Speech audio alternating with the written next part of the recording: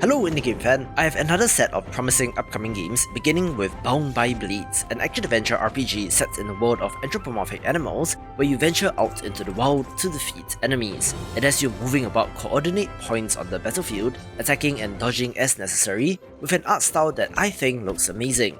However, this is also planned for release on mobile, which explains the UI, but fingers crossed it will be better than the other mobile garbage out there. From the creator of the Awkward Yeti and the hit game Office Quest, a game with heart and brain, where you solve puzzles, collect coins for your upgrades. Just a quick trailer for Heart and Brain, a point-and-click adventure game that looks amazing, having raised almost 5 times its Kickstarter target already and has quite the pedigree to go with it.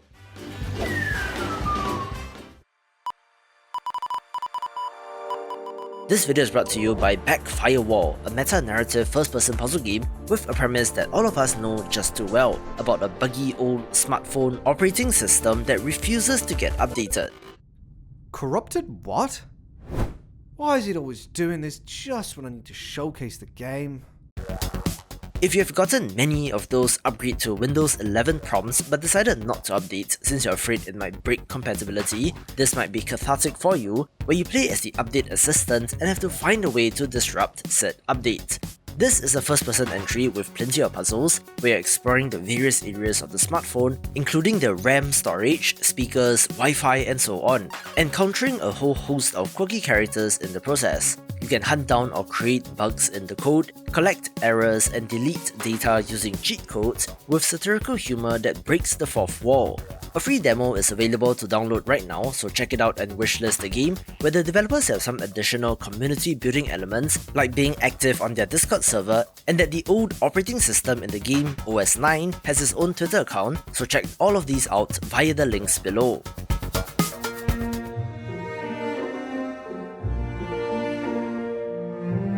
The not-so-indie Doraemon Story of Seasons, Friends of the Great Kingdom is of interest as well, a Harvest Moon-style farming sim that is the sequel to a game from 2019, which was surprisingly good for what it is. In this sequel, you crash land on a mysterious planet and have to go about doing the farming stuff all over again, but where the magical gadgets of everyone's favourite robotic cat plays a part as well. This even has 2-player co-op support and looks delightful, making it one for farming sim fans.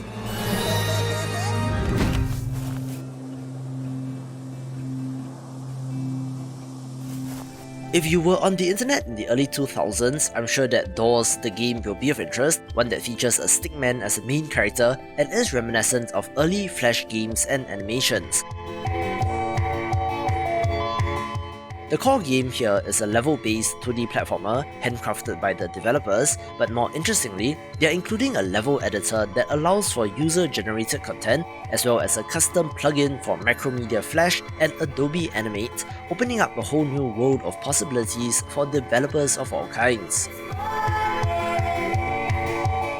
Doors itself is a series of animations that has been around for about 10 years, with each artist animating their own room and linking it to the next, being a very cool concept, where this game and level editor is a natural continuation of that, already being fully funded, but check it out for stretch goals and rewards.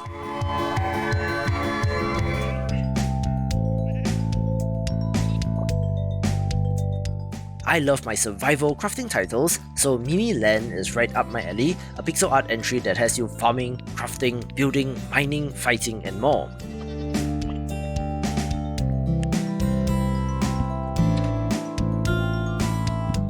I like the art style and the gameplay reminds me of Stardew Valley crossed with Terraria, so hopefully this is good, but it has made a great first impression and you're even able to ride on alpacas, so that's a win in my books.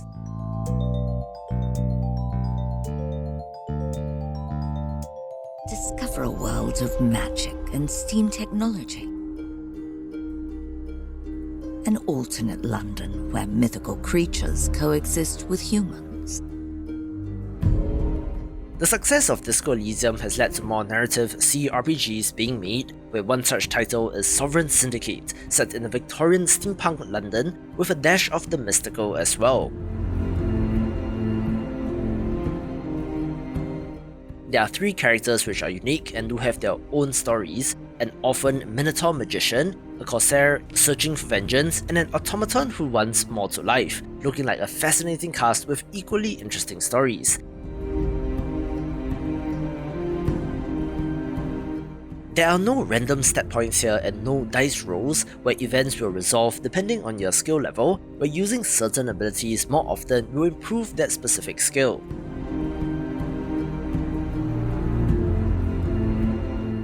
There isn't Baldur's Gate style CRPG combat in this, where it looks to be solely narrative focused, looking like quite the interesting game.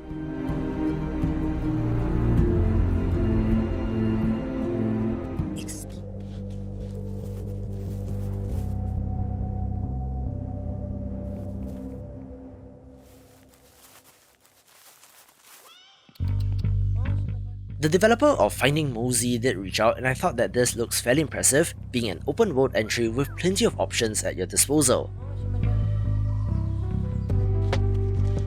I like the design of the main character, and their physics-based combat looks neat as well, and you can even do things like command a cat to attack your enemies.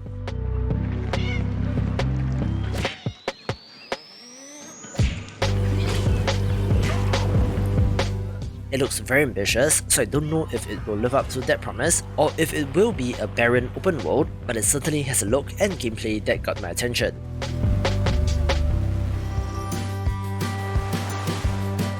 The latest title from developer Panic Barn, best known for the Not Tonight series of dystopian simulators, is Soccer Story, which, as far as I can tell, has no relation to Golf Story, but in a similar manner, is a sports RPG.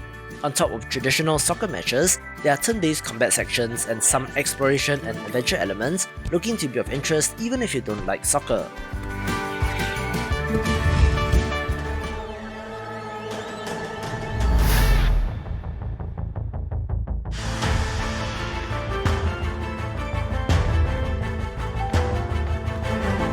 Without a doubt, Amber Bane gets top billing, since this pixel art action platformer is essentially an Avatar The Last Airbender game in all but name, where a heroine is on a journey to destroy the malevolent gods of elements by harnessing and mastering the 4 elements. Ever since that day, I've been hearing the voice. This is my curse, leading me to my kingdom come. But I know I will prevail. I have to. While the main character does look like Azula, and who knows, maybe she's the evil one in this game, but the pixel art, animation and fluidity of action looks absolutely amazing. I do wonder how much flexibility you will be given to mix and match elemental powers, but I'm so very happy that this game exists, and watch this video for more action platformers.